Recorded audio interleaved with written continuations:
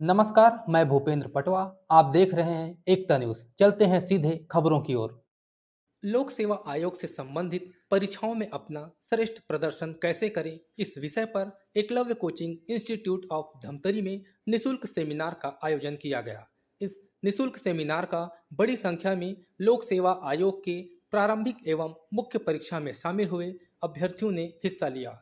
Seminar में assistant professor Lakshmi Narayan Sinha, doctor Karan sir ने परीक्षा संबंधित जरूरी जानकारी दी।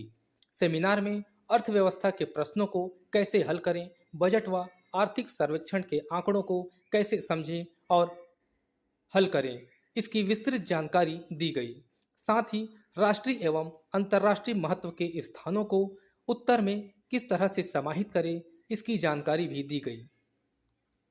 जैसे शुरू में आप सुबह सुबह गुड मॉर्निंग यदि बोलने का आपका आदत है तो अनिवार्य रूप से वहां पर गुड मॉर्निंग भी निकलेगा।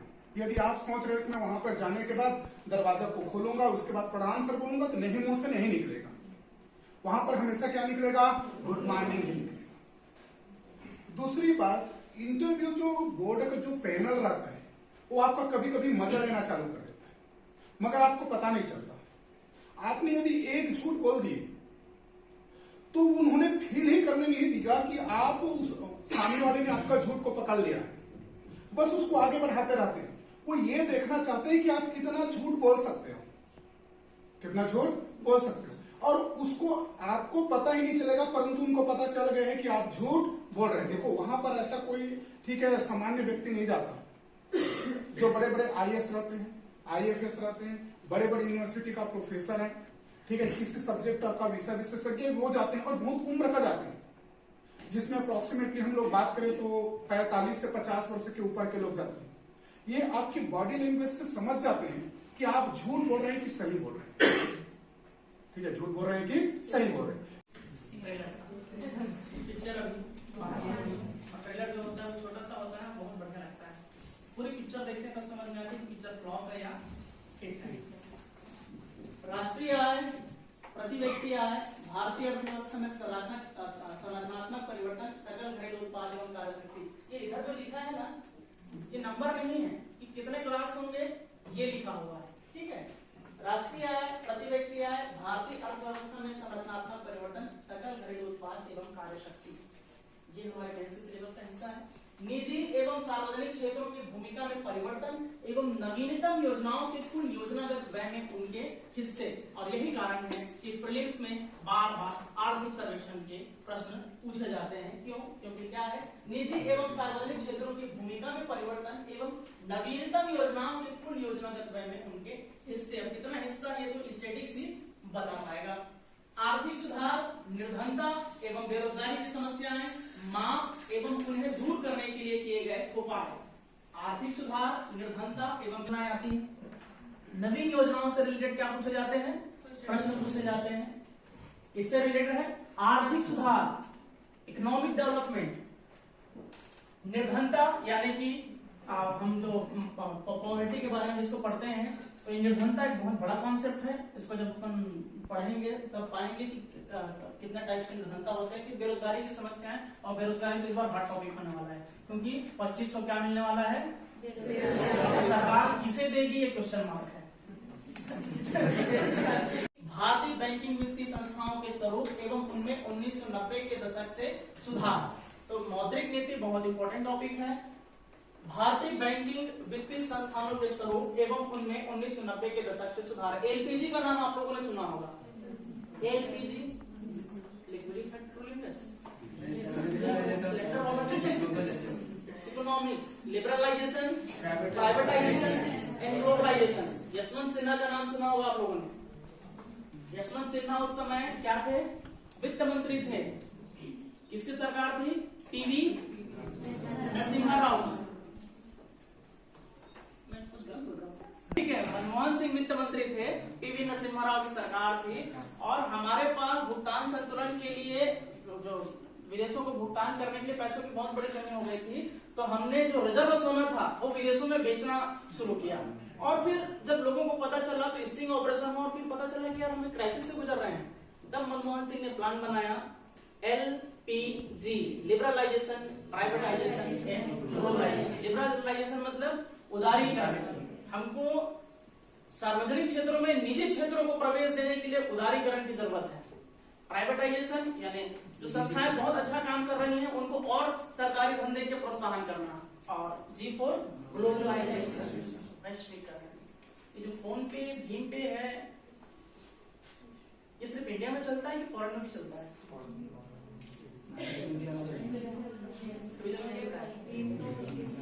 भीम पे तो अपने यहाँ का है, फोन पे चलता है कि नहीं चलता है?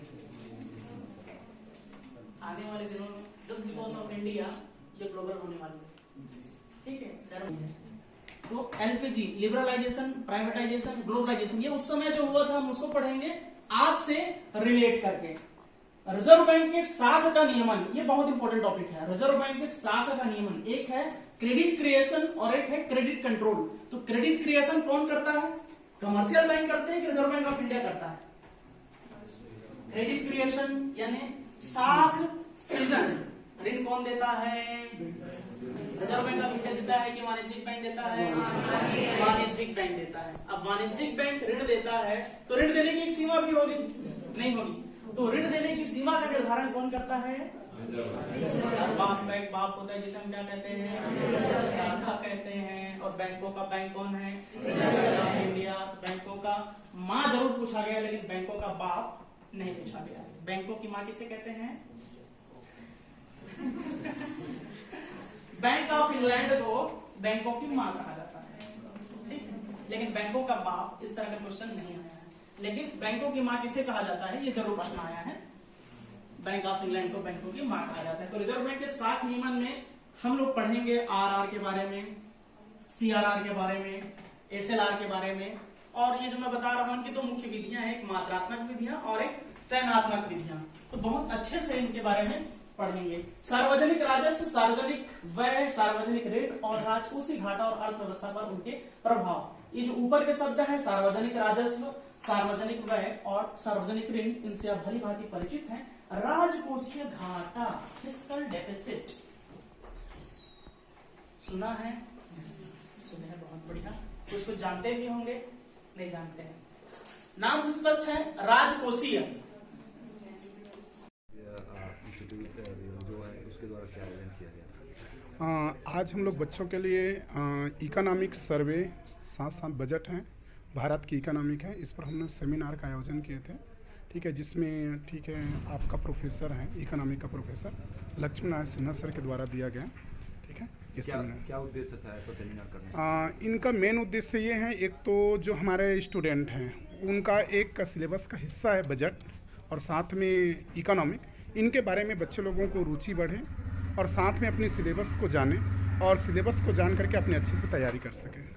इकोनॉमिक जो है आज के डेट में जो बच्चों को डराते हैं उसमें क्या क्या बताएंगे? देखिए, इकोनॉमिक एक ऐसा है, टर्म कठिन है, उनकी जो लैंग्वेज है वो कठिन है, बशर्ते कि इकोनॉमिक उतना कुछ नहीं है। एक गृहिणी भी बहुत अच्छी इकोनॉमिक हो सकती है, क्योंकि यदि हम लोग बात करें कि जो गांव की जो महिलाएं हैं, जो घर की महिलाएं हैं, वो हर चीज़ों को अच्छे से मैनेजमेंट करती हैं। यही मैनेजमेंट जब सरकार करती है तो इसी को हम लोग बजट कहते हैं।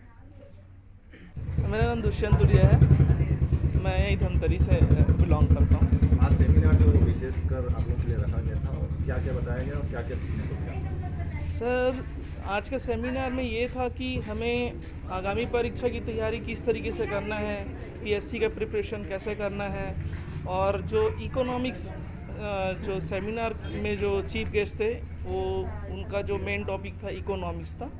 तो इकोनॉमिक्स में सर ने बहुत अच्छा डील किया है, ताकि सारे बच्चों को इकोनॉमिक्स जैसे एक मेंटलिटी रहता है कि हमें कठिन लगता है, वो आज के सेमिनार से हमें लगा कि नहीं, इकोनॉमिक्स कोई बहुत बड़ा चीज़ नहीं होता, अगर अच्छे से आप पढ़ाई करो, समझो तो ईजी हो जाता है। इकोनॉमिक्स में ऐसा क्या है जिसमें कठिन बताया जाता है उसको? इकोनॉमिक्स में रहते हैं कि आंकड़े रहते हैं जिनको हमारा माइंड ये रहता है, और कुछ जो टेक्निकल लैंग्वेजेस रहती हैं इकोनॉमिक्स में, वो चीज़ हमको समझने में थोड़ा सा लेंदी लगता है, क्योंकि जैसे मैं बायो वाला हूँ, ये कॉमर्स वाला है, ये मैथ्स वाला है, तो हर सब्जेक्ट का अलग अलग वर्ड होता है। उस वर्ड को जो समझता है उसके लिए सारी कॉन्सेप्ट फिर इजी होना चालू हो जाता है, कोई कठिन नहीं रह जाता उसके बाद। आपका परिचय? मेरा मैं मतलब वही आपका नाम है? नॉर्मली ना, हाँ, मेरा नाम गरिमा साहू है और मैं यहीं गोकुलपुर वार्ड धमतरी की रहने वाली हूँ। जी, आज जो सेमिनार था उसमें आपको क्या क्या सीखने को मिला और क्या क्या बताया? सर, आज का जो सेमिनार था वो इकोनॉमिक सर्वे के ऊपर था, जिसमें लक्ष्मी नारायण सिन्हा सर जी आए थे और उन्होंने हमें इकोनॉमिक सर्वे और मेंस में हमारा एक सब्जेक्ट आता है इकोनॉमिक्स और पेपर 7 जो होता है पब्लिक एड, उसके बारे में उन्होंने हमें जानकारी दी, जिससे कि हमें आगामी परीक्षा जैसे कि व्यापम पीएससी में होने वाले क्वेश्चन पैटर्न ये सब के बारे में जानकारी दी गई। तो सेमिनार जो है बहुत ही अच्छा रहा और बस मैं इतना ही कहना चाहूँगी। सेमिनार में ऐसे क्या चीज़ आप लोगों को बताया गया जो सही में पीएससी जो है एग्ज़ाम है उसमें आ सकते हैं? सर, सेमिनार में तो वैसे सारी चीज़ें जो है एग्ज़ाम रिलेटेड थी, लेकिन उसमें एक मेंस जैसे कि हम प्रीलिम्स क्वालिफाई करते हैं, मेंस का एक फ़ेज़ आता है, तो मेंस में कुछ कुछ सब्जेक्ट ऐसे होते हैं जिनकी जो है सिनॉप्सिस रूपरेखा हमें पहले ही लेके चलनी होती है।